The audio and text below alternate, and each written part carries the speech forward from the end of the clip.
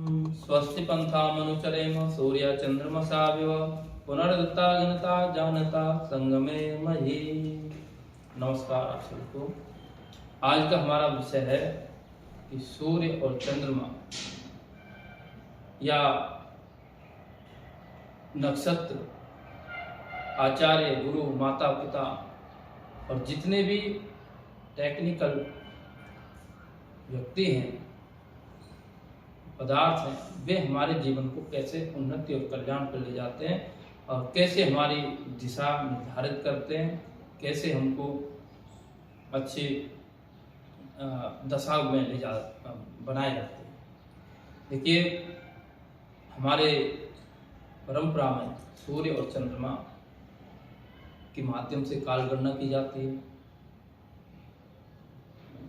और उस काल गणना से हमारा जीवन बहुत ही गहराई से जुड़ा हुआ है। सबसे पहले तो हम कोई भी कार्य करना चाहते हैं, जो हमें मार्ग हमारा किस दिशा में है वही पता होना चाहिए। हमारी दिशा ठीक होगी, हमें किधर जाना है, पूरब की पश्चिम।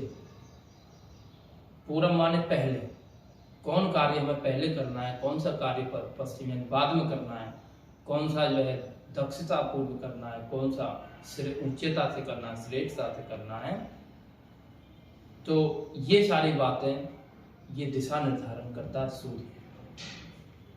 हमारे जीवन में हमारे माता पिता, हमारे अभिभावक, गुरु, आचार्य, राजा, अतिथि, ये सब लोग सूर्य के माध्यम से हैं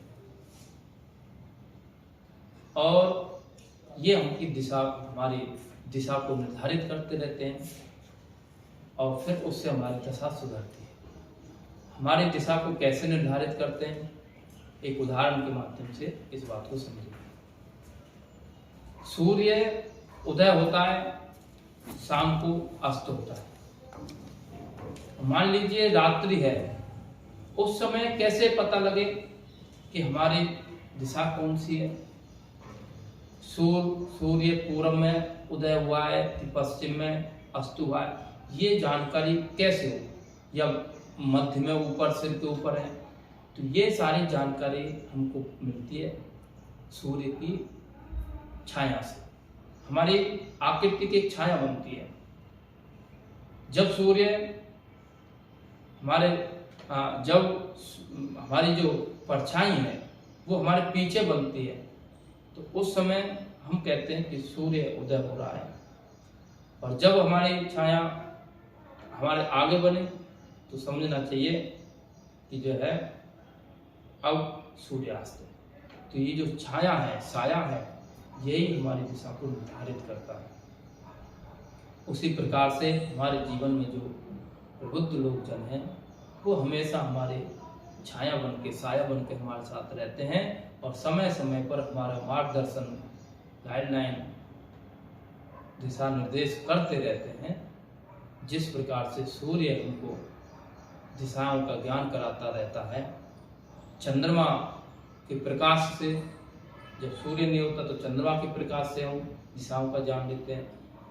दिशा माने जिधर हमें चलना है, अपने कार्य को पूरा करना है, अपने लक्ष्य तक पहुंचना है, वही दिशा होती है।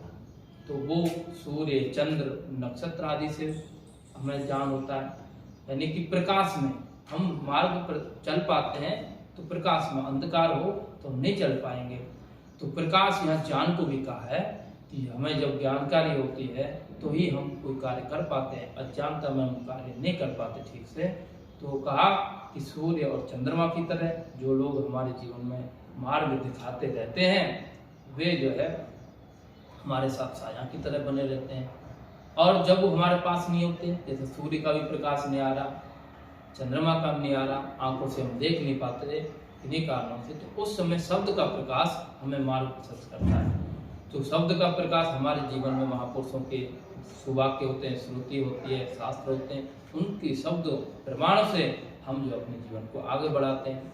और जिस समय शब्द का भी प्रकाश नहीं आता तो हम स्पर्श से काम चलाते हैं।